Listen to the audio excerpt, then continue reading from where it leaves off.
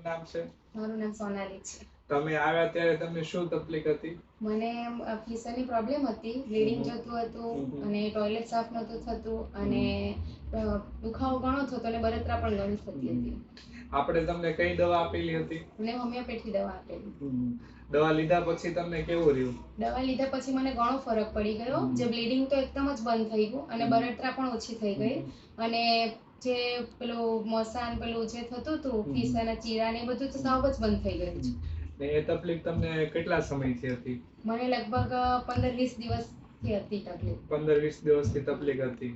ને દવા તમને કેવું રહ્યું? દવાથી મને ઘણો સારો ફરક પડી ગયો છે અને હું તો માનું છું કે આપણે જે એલોપેથીની બધી દવા લેવા કરતા હોમિયોપેથી દવા લેવી વધારે સારી છે. પછી આ દવાથી તમને કોઈ સાઈડ ઇફેક્ટ થયો એવું લાગે છે? ના, કંઈ જ નહીં. ના, કોઈ ઇફેક્ટ નથી.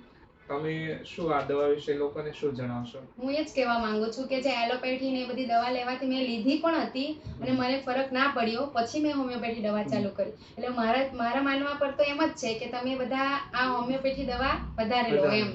એનાથી જલ્દી ફરક પણ પડશે અને એકદમ આમ જળમૂળથી આમ દુખાવો ને બધું સારું થઈ જશે.